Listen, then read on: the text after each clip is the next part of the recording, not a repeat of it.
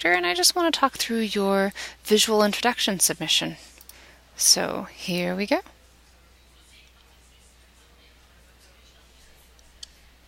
Hello everyone, my name is William Orlam, and for this week's video...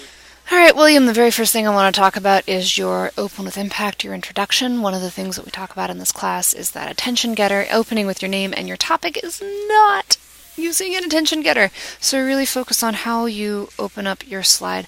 I really love that you're using this large image, and I like that you're starting to use text blocks, and you're changing font color for emphasis. So what I'm expecting to see from this point on, just so you know, is black text, blue text, or green text. I'm looking for these colors, black, blue, and green, and you can emphasize them in shapes or you can emphasize them in text color.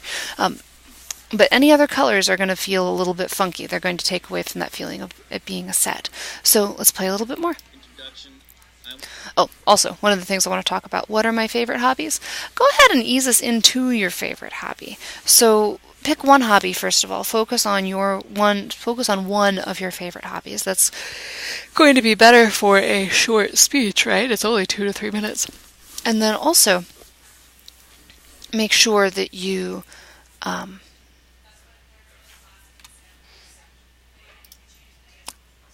well, it's 1 to 3 minutes. And make sure that you do focus. Oops, that's not you. Make sure that you do focus this thing. Okay. With my favorite hobby or hobbies. The reason why I chose my hobbies is because it is part of the reasons why I've decided to go back to school for computer animation. So really choose an attention getter that'll ease us into your topic. So your favorite hobby. What if you could have a career doing your favorite hobby? Well, that's my goal. That's why I'm here at Full Sail. You see what I'm saying? I mean, that could be the very, very first thing you say. My favorite hobbies are watching movies and playing video games with a good story or great animation. Alright, so you've done a good job creating this pattern, right? You've got the blue and the green. Nice work. Comedic drama, I will watch the movie as long as it has two things. One, being a good story. Two, good graphics. So one of the things that's going on right here is you're doing some pretty huge pauses in between the sentences. So you want to make sure that it all feels conversational and seamless. If you pause every time you change a slide, that's not really conversational and seamless, right? So it's kind of like the slides need to magically change as you shift to the next point. I love that you're using these blocks. However, you need to try to make sure that they feel, this feels a little bit choppy. There are things you can do like adjusting the opacity. So you see how this kind of smooths out the cartoon feeling? And they're absolutely using non-opaque graphics, and they're using those intentional as cartoons. But you see how they've done that? Your blocks will look a lot, they'll integrate a lot more smoothly if you do something like that. Also, just floating a block in the middle, it's not really anchored. Try to anchor your shapes that you use by anchoring it to a side of the image, so either the bottom or the side or the top. Floating blocks feel a little bit more awkward.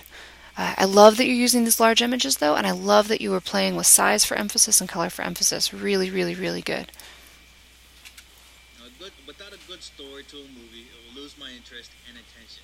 It will feel like a movie is full of scattered thoughts with no direction. The second thing for a good movie, in my opinion, would have to be the computer animation. Okay, see how you've anchored this and it feels a little bit better? Nice work. Graphics.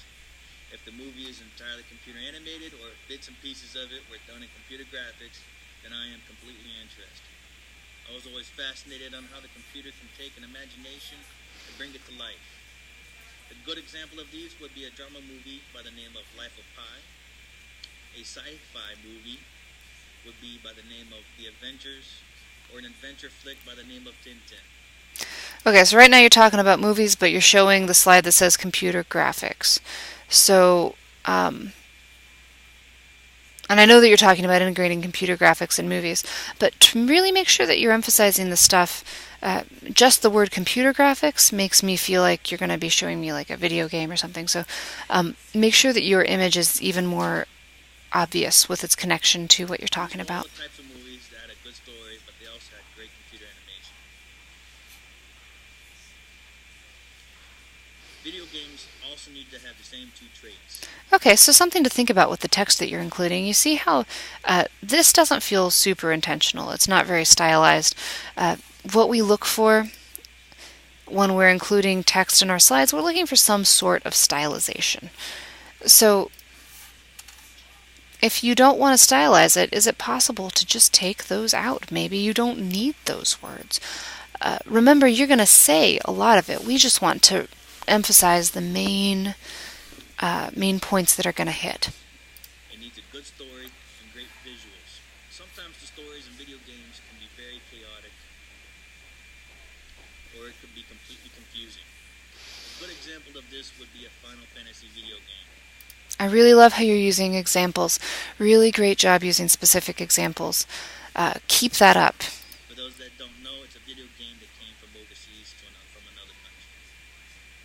Because the stories can be off-the-wall confusing and not blend too well with each other, the video games will tend to just feel like it's all chaotic. So the video games need to have a good story.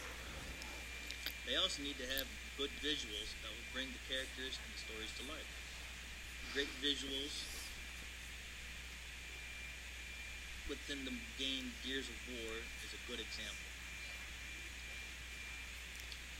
Another example is one of my favorites. So really work to connect your examples together. So now it's kind of starting to feel like you're listing examples. So the best way to do this is to make a claim and then support the claim with an example. And then you can tell me a story about that example. Like, what's your personal experience? Do you know somebody else who's played this game? Something like that. But when you start to feel like you're listing, know that we also are noticing that. So make sure that you're alternating. All right. I think I've given you some things to think about, Will. You're off to a nice start. I like how you were attributing your all of your slides. I like how you've got your references here. I like how you're using these large images. Make sure that you're maintaining the patterns that you establish. You're doing that for the most part. This slide doesn't quite have that. Let me know if you have questions. All right. I'm looking forward to seeing what you do with your industry professional speech. Talk to you soon. Bye.